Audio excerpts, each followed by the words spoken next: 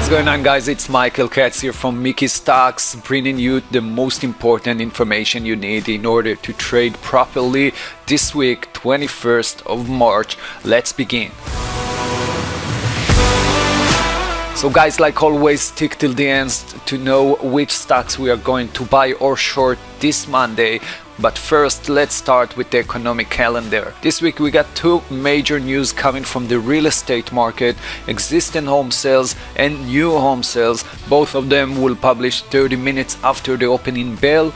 Then on Wednesday, Jerome Powell, the Federal Reserve Chairman, will testify before the economic community. This should definitely move the market up or down 30 minutes after the opening bell. And then on Thursday, like always, jobless claims, but also the GDP for Q4. So we got plenty of news that can move the market up or down this week. Now let's look at the charts.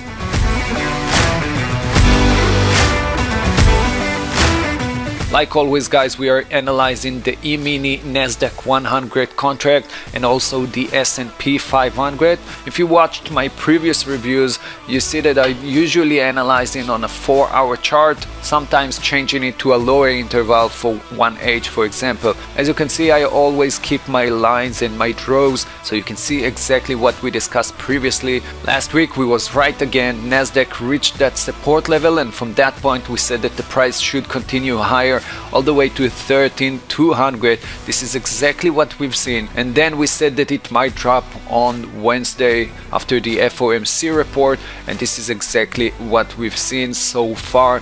The same happened on the ES, went all the way up, breaking through this resistance level, and from that point on Wednesday, after the FOMC report and Jerome Powell's speech, we saw the market dropping down all the way to that support level.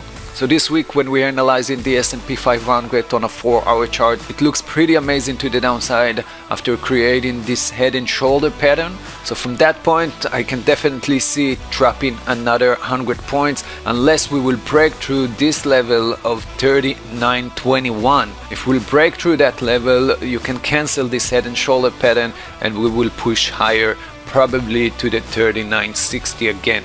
Same happening on the NQ, the Nasdaq, looking pretty good to the downside after creating this head and shoulder pattern. Breaking through the 12,785 could push us down all the way to the 12,400, but just make sure we are not closing above this resistance level. If we do that, we might continue higher.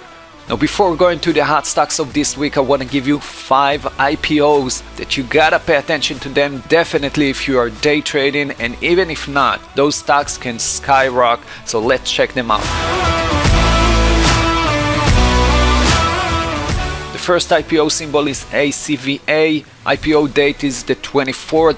This company is basically changing the game of online dealer auctions. You can go ahead to their website and check them out. The company backed by Goldman Sachs, JP Morgan, and many more.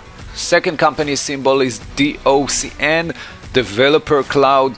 Definitely one of the hottest industries for our time. It's all about storage, and cloud systems are doing it perfectly, so definitely keep an eye on those. The third one is my favorite symbol, DRS, also IPO date 24th of March. This company have already $600 million with the US military contract, and basically they are changing the power system of the vehicle. Instead of being a tow generator, they're replacing it with a Titan next generation onboard power, and this is amazing and probably going to change the whole industry. I'm super excited about this stock. Keep an eye on this one, DRS, for day trading definitely, and maybe for the long run as well. Symbol OLK, IPO date 25th of March. This company is basically focusing on protein in order to understand more the human biology in real time. This is definitely another breakthrough in the healthcare department, so make sure you watch this one as well. And lastly, symbol SEMR, a company that gives you all-in-one when it comes to SEO, content marketing, PPC, social media, and so on. Definitely can be a game changer. Already working with a lot of big names. such as Walmart, PG, Forbes, Booking, Call, and so on. Make sure you check them out as well. The 25th of March will be the IPO date.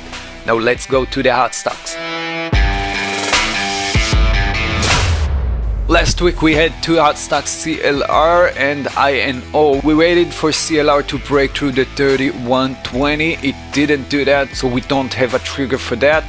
INO got in above 1060 and we're still in, waiting for it to go higher. 2 weeks ago I gave you Amcx. Last week it reached our target at 80, giving us a little bit more than $8 per share. And we're still in on FIZZ, waiting for it to go higher. Our stop loss is at 47.